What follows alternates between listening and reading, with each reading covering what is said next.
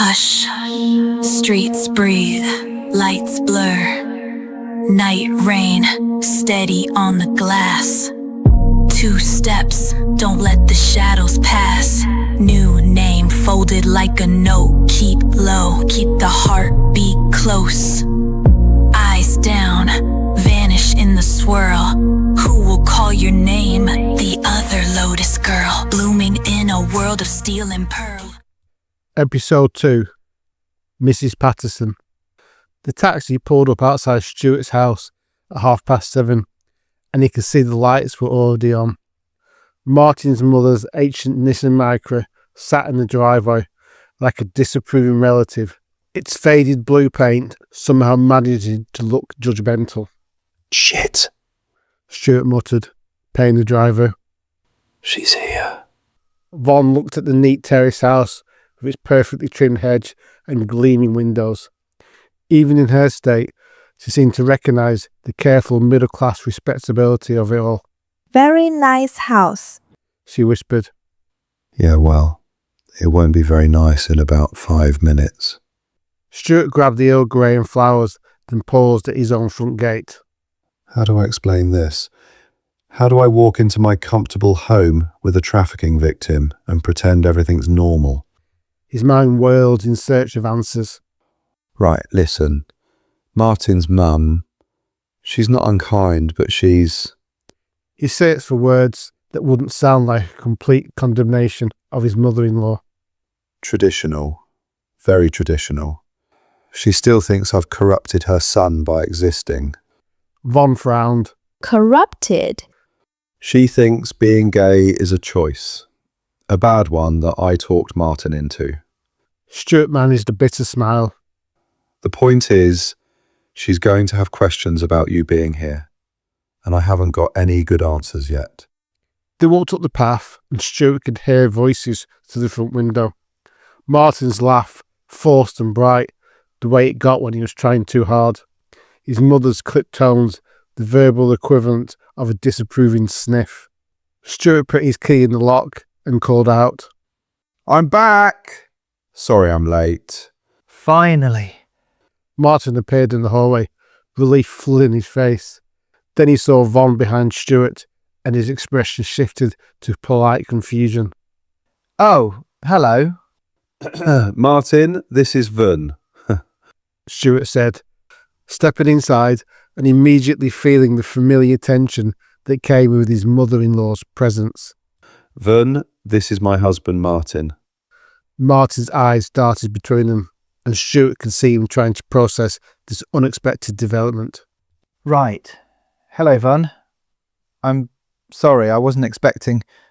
He looked at Stuart with raised eyebrows that clearly said, "What the hell?" "Is that you, Stuart?" Came a voice from the living room, sharp with a particular brand of irritation that suggested he'd already failed some unspoken test. "About time. I was beginning to think you'd forgotten about dinner entirely." Coming, Mrs. Patterson. Stuart called back, then lowered his voice. Martin, I need to explain, but... "Stuart!" The voice was sharper now, with an edge that brooked no further delay. "Don't keep me waiting." Martin's mother appeared in the doorway, like a small, grey-haired force of nature. Mrs. Patterson was the kind of woman who can make you feel guilty just by existing in her presence. Her eyes immediately fixed on Vaughn, with the laser focus of someone accustomed to cataloguing social irregularities and finding them wanting. "And who might this be?" she asked, her tone suggesting she already disapproved of whatever the answer might be. Stuart felt Vaughn shrink slightly behind him, and something protective flared in his chest. Mrs. Patterson, this is Vun. She needed some help tonight. "Help?" Mrs. Patterson's eyebrows climbed towards her hairline with the speed of someone who'd spotted a scandal. "What sort of help?" The silence stretched uncomfortably. Stuart could feel Martin's confusion radiating off him in waves, Mrs. Patterson's suspicion sharpening like a blade, and Vaughn's fear pressing against his back like a physical weight. Her car broke down. Stuart said finally. I gave her a lift.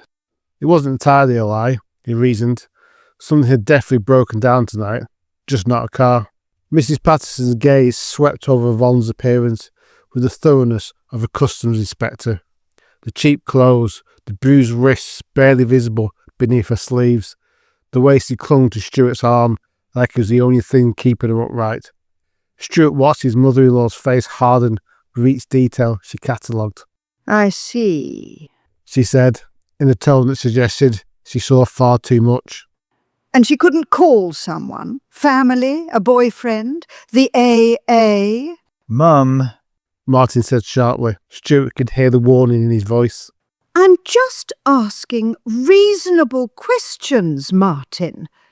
Mrs. Patterson's voice had that particular edge that meant she was building up to something unpleasant. It's just rather odd, don't you think? Stuart goes out for tea and comes back with a young, foreign woman who needs help. The way she said foreign made it sound like a disease. Stuart felt his temper beginning to fray around the edges. What exactly are you suggesting? I'm not suggesting anything. I'm simply observing that this is highly irregular. Mrs. Patterson drew herself up to her full height, which wasn't much, but she somehow managed to loom anyway. A young woman, clearly not from here, in obvious distress, clinging to my son-in-law like... She paused, letting the implications hang in the air. Vaughan suddenly stepped forward, her voice small but clear. I go now. I not want to make trouble. No, Stuart said firmly, catching her arm. you're not going anywhere. Mrs. Patterson's eyes narrowed with the satisfaction of someone whose suspicions were being confirmed. Really, Stuart? I hardly think bringing a complete stranger into your home is appropriate, particularly when we don't know anything about her situation. Her situation is that she needs help. Stuart said, his voice tighter than he intended. Yes, but what kind of help? And why you? Mrs. Patterson looked at Vaughan with the kind of obvious suspicion that made Stuart's skin crawl. A young, foreign girl, shall we say? Clearly in some sort of trouble. One has to wonder what sort of trouble, exactly. What's that supposed to mean? Stuart asked, though he was beginning to suspect he knew exactly what it meant. Mrs. Patterson drew herself up with the righteous indignation of someone who believed her prejudice was just common sense. I'm simply saying that people in her circumstances often have very complicated situations. Drug debts, immigration problems, involvement with unsavoury character. She paused, her eyes flicking over Vaughan with disdain. I do hope you haven't paid her for anything. Stuart. The words hit the room like a physical slap. Vaughan made a small wounded sound and stepped backwards, tears starting in her eyes. Stuart felt something cold and furious unfurl in his chest. That's enough. He said firmly. Stuart, please. Martin said, moving between them with a desperate air of someone trying to prevent a disaster. Mum, maybe we should just... I'm just being realistic, Martin. Mrs. Patterson continued, oblivious to the damage she was doing. Look at her. She's obviously involved in something she shouldn't be. The way she's dressed, the state she's in. She gestured dismissively at Vaughan. I won't have you putting my son at risk because of your bleeding heart. You know nothing about her. Stuart said, his voice dangerously quiet. I know enough to recognise trouble when I see it, and I won't have you bringing that trouble into Martin's home, because you're too naive to see what's obvious to everyone else. Stuart took a step forward, and Martin quickly moved to intercept him. What's obvious is that you've looked at her for 5 minutes and decided she's not worth helping because she doesn't look like you think she should. That's not... I never said. Mrs. Patterson's voice wavered slightly, but her chin remained defiantly raised. You didn't have to say it. Stuart shot back. You took one look at her and made your judgment. Young, foreign, in trouble. Must be a prostitute or a drug addict, right? Von tugged at his sleeve, her voice barely a whisper. Please, I go.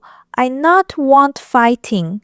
You're not going anywhere. Stuart said firmly, his eyes never leaving Mrs. Patterson's face. This isn't your fault. Mrs. Patterson's face flushed an ugly red. Stuart, I think you're being very unreasonable. I'm only thinking of Martin's safety. And frankly, after everything I've had to put up with from you... Everything you've had to put up with. Stuart's voice rose. Like what? Having a son who's happy? How dare you! Mrs. Patterson's voice cracked with genuine emotion. After everything I've tried to do, everything I've tried to accept about your lifestyle, this is how you speak to me. Martin, will you please do something? You can't let him speak to me like this. Martin stepped forward, looking genuinely distressed. Okay, everyone just... Can we please calm down? But Mrs. Patterson was building momentum now. Years of resentment spilling out. Do you have any idea what it's been like for me, Stuart? Watching my son throw his life away. Having to explain to my friends why he'll never give me grandchildren. Having to pretend that this arrangement is normal. Her voice broke. And now you bring this person into your home and expect me to just accept it. Mum, please. Martin said helplessly. Stuart felt his control slipping entirely. I expect you to show basic human decency. Don't lecture me about decency. Mrs. Patterson's voice cracked and suddenly tears were streaming down her face. My husband is lying in a hospital bed, possibly dying, and this is how you treat me. This is the welcome I get when I come to my son for comfort. She turned to Martin, her voice breaking. Please, Martin, please tell him how cruel he's being. The room fell silent, except for Mrs. Patterson's quiet sobbing. Martin looked stricken, caught between his mother's tears and his husband's fury. Stuart felt some of his anger deflate, replaced by uncomfortable guilt. She looked suddenly fragile. This woman who'd always seemed so formidable. Mum, don't cry. Martin said helplessly, reaching for her. Mrs. Patterson dabbed her eyes with a tissue, her voice trembling. I came here tonight because I couldn't bear to be alone. Because I'm terrified about your father, and I thought my family would comfort me. Instead, I'm being attacked for asking perfectly reasonable questions about a stranger in your home. Stuart felt the fight go out of him. Mrs. Patterson, I didn't mean to upset you, but Voon really does need help, and... I'm sure she does. Mrs. Patterson said, still crying. But why does it have to be your responsibility? Why does it have to be tonight, when I need my son? Martin ran his hands through his hair, clearly torn between competing loyalties. Mum, maybe you should go and sit in the lounge while I talk to Stuart. Just for a few minutes. Mrs. Patterson looked at him with wounded eyes. You're choosing them over me. I'm not choosing anyone. I just think everyone needs some space right now. She gathered a handbag with shaking hands. Every movement radiated hurt and betrayal. Fine. I'll go home then, to my empty house, while my husband fights for his life. She looked at Stuart with a mixture of pain and accusation. I hope your proud of yourself. Stuart opened his mouth to respond, then closed it again. What could he say? That her husband probably wasn't dying, that she was being manipulative? Both might be true, but saying them would only make things worse. Let me walk you to your car. Martin said quietly. As they left, the house felt oppressively quiet. Stuart led Vaughn into the lounge and sank onto the sofa, suddenly exhausted. Vaughn perched on the edge of the armchair, like she might need to run at any moment. I'm sorry. Stuart said. I'm so sorry you had to hear that. She not wrong. Vaughn said in a small voice. I am trouble. I bring danger to your house. No, Stuart's voice was firm. she was wrong. About everything. They could hear Martin's voice outside, low and soothing, trying to calm his mother. Stuart closed his eyes and tried to imagine how that conversation was going. Martin apologising for his husband's behaviour. Mrs. Patterson crying about her dying husband and a ruined son. Martin came back in a few minutes later, his face drawn with exhaustion. He stood in the doorway for a moment, looking at them both. Right. He said finally, closing the door behind him. I think someone needs to tell me what's really going on here. Stuart looked at Vaughn, who nodded slightly. Sit down. Stuart said. This is going to take a while. Martin settled on the sofa beside him, but Stuart could see the tension in his shoulders. The way he kept glancing towards the window where his mother's car was still visible.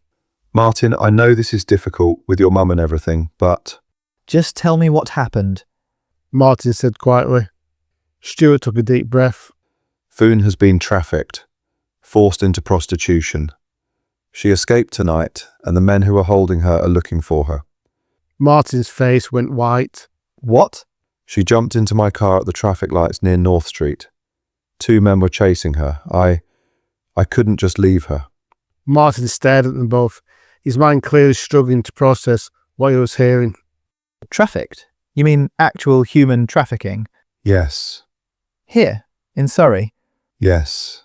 Martin was quiet for a long moment, and Stuart could see him trying to reconcile this information with his comfortable understanding of the world. Jesus. And Mum, she had no idea. No, she just saw someone different and assumed the worst. She's scared about Dad. Martin said, though he didn't sound entirely convinced by his own words. She's not thinking clearly. Stuart nodded, though privately he suspected Mrs. Patterson's reaction had less to do with her husband's condition and more to do with her fundamental worldview. But Martin didn't need to hear that right now. Are you hurt? Martin asked Vaughn gently. Do you need a doctor? Vaughn shook her head quickly. No doctor. No police. Why no police? Stuart answered. They told her if she goes to the police, they'll send her back to the people who are trafficking her. She's here illegally. Martin ran his hands over his face. Christ. He looked at Vaughn with a new understanding. I'm sorry. About what my mother said. She was completely wrong. She's scared. Vaughn said simply. People say bad things when scared. Martin managed a weak smile. You're very kind. Kinder than she deserved. Stuart felt a surge of love for his husband. Even upset about his mother, even thrown into an impossible situation, Martin's instinct was still to be decent. So what do we do now? Martin asked. Before anyone could answer, they heard Mrs. Patterson scream. The sound cut through the evening air like broken glass. It was sharp, terrified, completely unlike anything Stuart had ever heard from his composed mother-in-law. All 3 of them rushed outside to see Mrs. Patterson struggling with 2 men beside a Nissan Micra. The bold one from the traffic lights had her arm twisted behind the back where she fought like a woman half her age. Get off her! Martin shouted, running towards them. Stuart was right behind him, but Vaughn had frozen on the doorstep, her face white with recognition and terror. No. She whispered. No. The men looked up at the sound of Martin's voice. The bold one's eyes immediately locked onto Vaughn with the satisfaction of a hunter spotting prey. There she is. He called to his partner. Grab the girl. The second man, younger, with the lean build of someone who did this for a living, released Mrs. Patterson and lunged towards the house. Stuart threw himself between them, the Earl Grey box splitting open as he swung it at the man's head. Tea bags scattered across the pavement like confetti. He used the flowers like a stick to beat him, but they crumpled pathetically. Run! Stuart yelled to Von as he grappled with the man, but she stood paralysed against the front door, trapped between the men who destroyed her life and the strangers trying to save her. Martin reached his mother just as the bold man started dragging her towards the black BMW parked next to the curb. She stumbled, crying out as her knee hit the pavement. But the man didn't slow down. Martin! She screamed, reaching for her son with desperate fingers. Martin grabbed the man's arm, and the bold man casually backhanded him across the face. Martin spun sideways, blood streaming from his nose as he hit the ground. Stuart was still wrestling with the second man on the ground, both of them rolling him on the spilled tea bags and flowers. The man was stronger than he looked, and Stuart could feel his grip slipping. The man broke free and kicked Stuart hard in the stomach, driving the air from his lungs. As he ran for the door, Von slammed it shut, locking herself inside. Get in the fucking car! The bold man shouted from the BMW as he shoved Mrs. Patterson into the back seat. Leave them! The second man kicked Stuart again, harder this time. His boot connecting with Stuart's ribs. You'll pay for this, you bastard. He snarled, then sprinted for the car. Mum! Martin screamed, scrambling to his feet and running after the BMW as it accelerated down the street. Mum! But it was already gone, disappearing round the corner with a squeal of tyres that seemed to echo in the sudden silence. Stuart struggled to his feet, still winded, his ribs screaming in protest.